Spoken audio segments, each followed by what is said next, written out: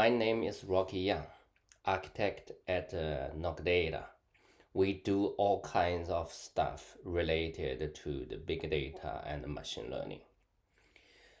Today, I'm going to share with you my experience over the past couple years of design a big data pipeline, how to make it effective. There will be 5 parts I'm going to cover today. Start with brief. What makes an effective big data pipeline? Then we'll cover why it is difficult to make big data pipeline. And lots of best practice has been used in the software engineering domain to develop a solid software. What are the main principles we can borrow from software engineering world into big data pipeline design? There are always more solutions in contrast to problems. The same with big data pipeline design. They can be in all different flavors.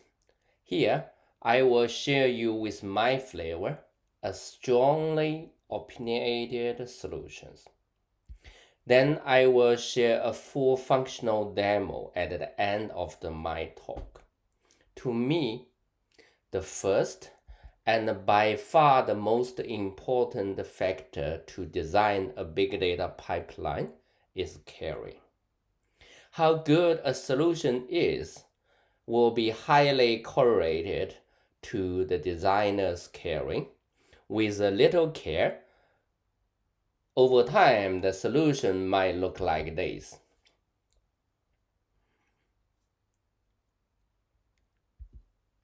If you put a lot of caring and continuously nurturing it, the pipeline might continuously look like this. We all know that what kind of solution we want, what kind of solutions we want to work with. Let's start with the problem. Why big data pipeline is difficult to design. Because why big data called big data? It's big. The volume is big. The data coming is very fast. In the IoT world, like data is coming instantly, each second in streaming fashion. If we talk about the lady's dressing table, what picture will come to your mind? This picture represented my view. The same situation with big data as well. It can be in all different types, CSV, Apache, Avro. It can be compressed, uncompressed. It can have with headers, without headers. And the data is unreliable. Sometimes the format is correct, sometimes not. Sometimes the data arrive in time, sometimes it will delay many days.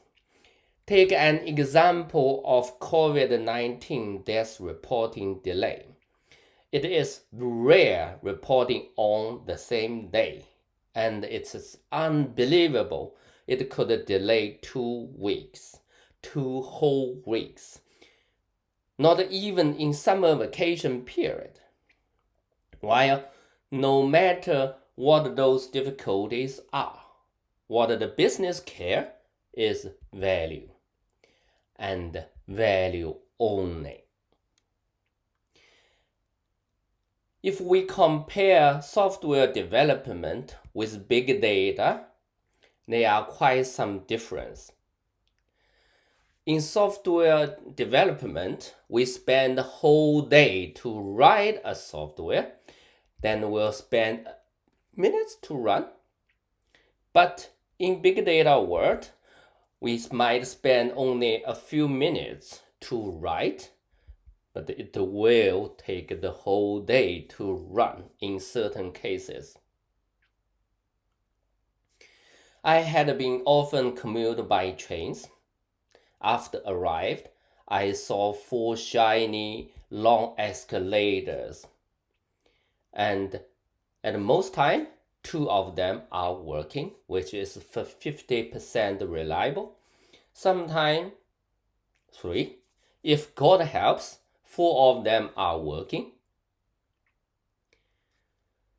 Not sure if you talk to your client, my solution is 50% reliable, plus or minus 50%. I guess you can see what the reflection from your client will be. But what we all want is, of course, 100%. At least as close as possible.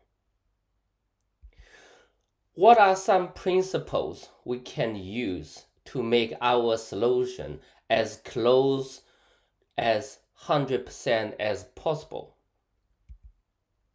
In my mind, the following principles shall be kept when we design a big data pipeline. The first one is layered design.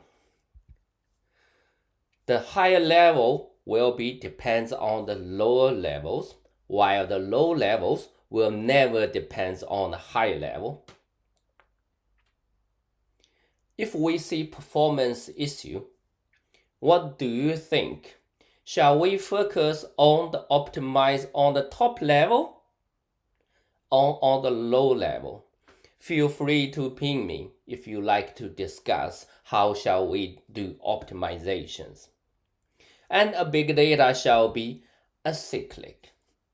But if you ask again, is it really acyclic? The answer might surprise you. Loops can be easily formed. Here is a real metric snapshot from a production environment. It was Spark job scheduled by Airflow. When I see it, is it a bit suspicious that quite some jobs started at the same time and ended at the same time, especially that one of the tasks is really small one. Is it really true that it took so long to execute? It turns out that the configurations makes the time metric incorrect. Besides the time metric, there are other metrics as well, like CPU, memory, disk, network, along with the execution. Have you ever been in a restroom with a hand door like this? You never really know if the door is locked or not until someone outside tested for you. It is called we take test seriously. Once we test in production. While most of the time, make the code testable is not very difficult. Like this example, the first one is not testable because the data is writing to somewhere inside the function. In order to test this function, we can do a small change like the second one. If you ask that where is data come from? Where does the data go? How long does it take to execute? Is it the big data or small data? What if you have a holistic view like this, and all the metrics are automatically collected, and the holistic view is automatically generated with the zoom function?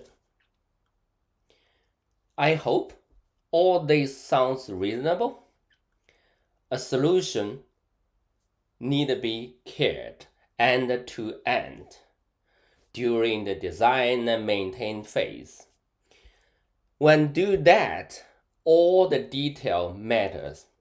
If we without look into the details, all big data pipeline will look very similar, just like moving data from one place to another.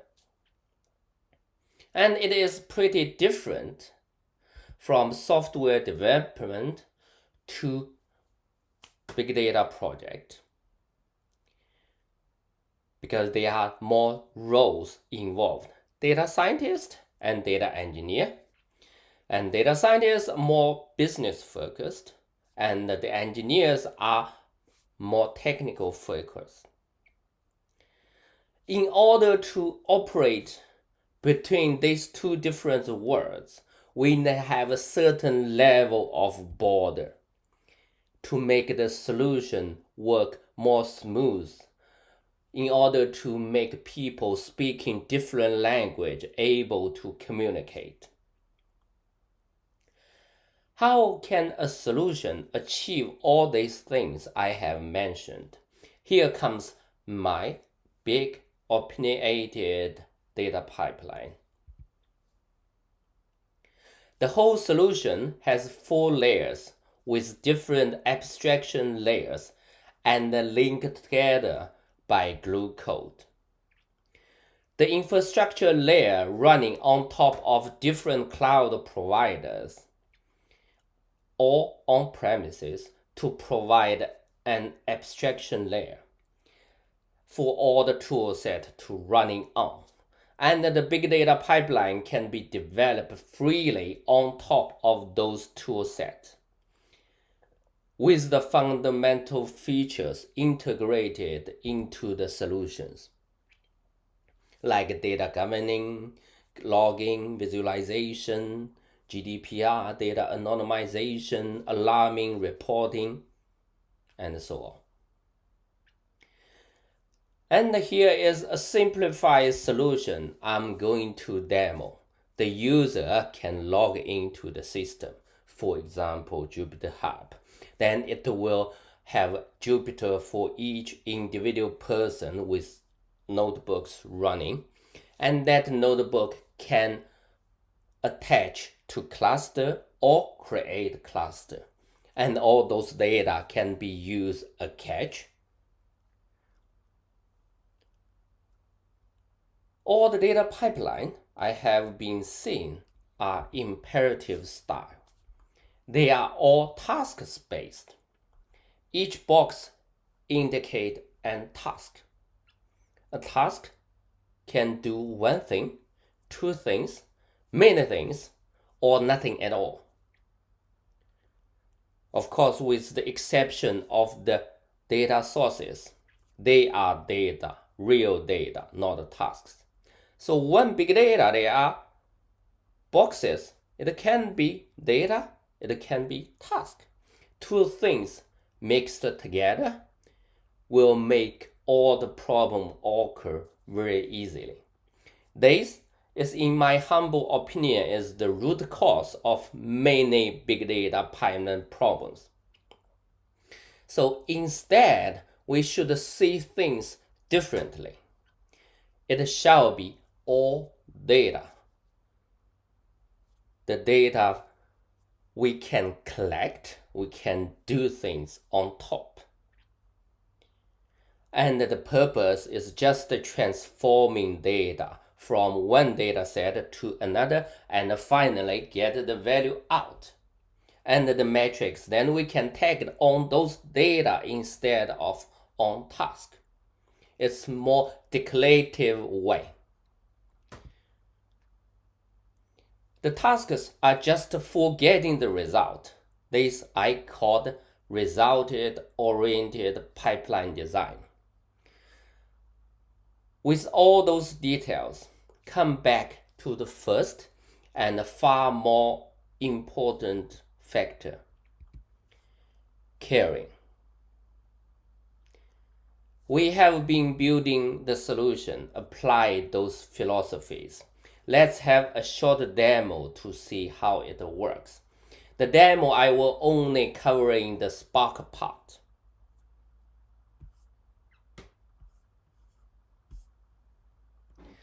I have a Jupyter notebook. I can load the magic and I can manage it. I can create a session on top of it.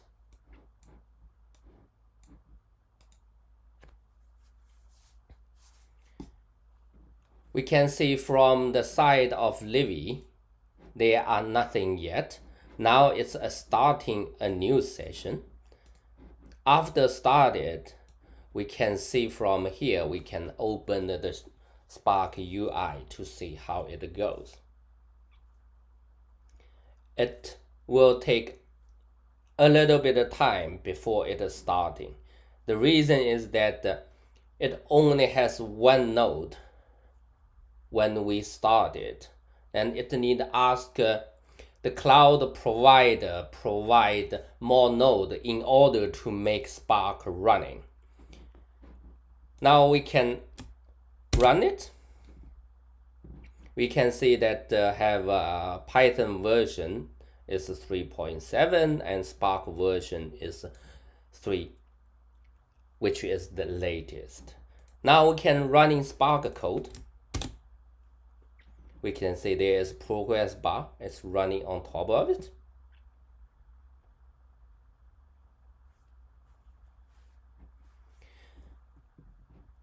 Now we can also attach to previous cluster. And we can see that the session ID is 3, so we attach to session ID. And we can even directly use this variable and show it. The way of this working is quite different with the basic open source libraries, which is Spark Magic and Livy. We have changed it in order to adapt the real situations. Now we can also create another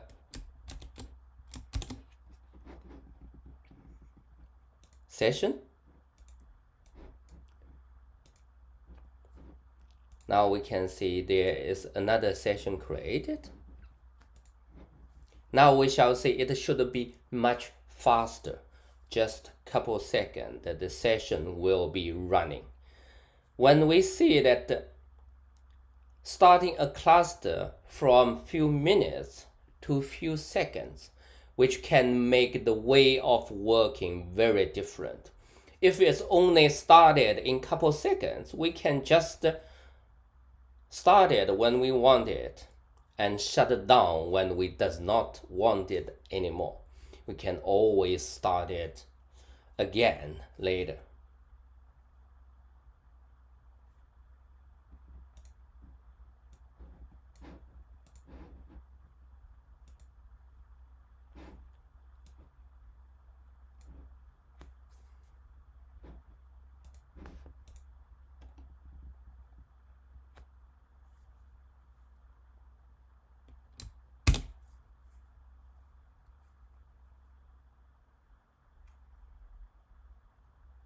With the flexible way of composing different notebooks using different clusters, and with all the flexibility, it makes a big data pipeline design more effective.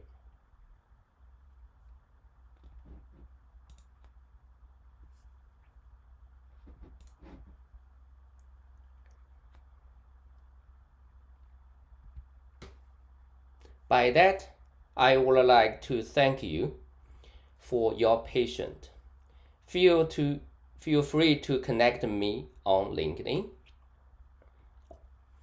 My name is Rockie Young. I should be the only Rockie Young in the world. I am more than happy to discuss with you how can make a big data pipeline design effective. Thank you.